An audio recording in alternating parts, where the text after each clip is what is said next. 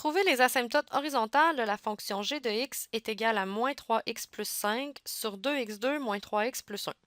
Donc, pour déterminer les asymptotes horizontales, on doit faire la limite à l'infini et la limite à moins l'infini pour regarder le comportement de notre fonction à l'infini puis à moins l'infini. Donc, on va commencer avec la limite à l'infini. Limite, lorsque x tend vers l'infini, de moins 3x plus 5 sur 2x2 moins 3x plus 1. Lorsqu'on évalue, on a une forme moins infini sur infini.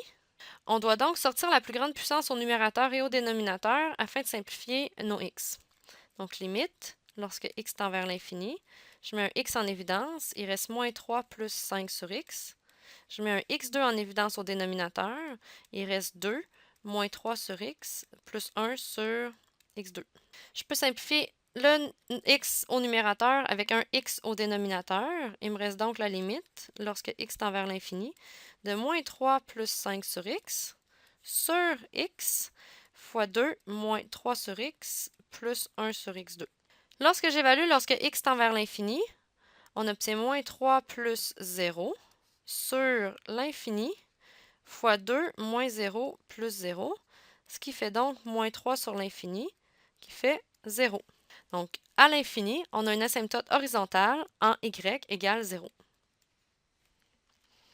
Regardons maintenant la limite à moins l'infini. Donc, la limite, lorsque x tend vers moins l'infini, de moins 3x plus 5 sur 2x2 moins 3x plus 1. Donc, lorsqu'on évalue, on a une forme infinie sur infini. Je vais donc mettre la plus grande puissance au numérateur et au dénominateur en évidence, tout comme lorsque j'ai fait la limite à l'infini. Donc, je mets x en évidence, il reste moins 3 plus 5 sur x, sur x2, 2 moins 3 sur x, plus 1 sur x2.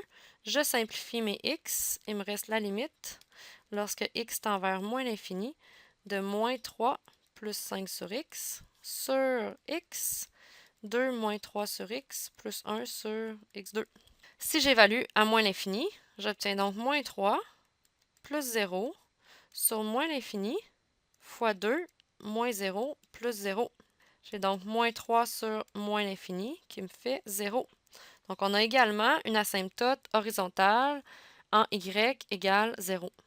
Cela veut dire que le comportement de ma fonction à droite et à gauche, donc à l'infini et à moins l'infini, ma fonction va tendre vers 0 des deux côtés. Donc, regardons le graphique de la fonction.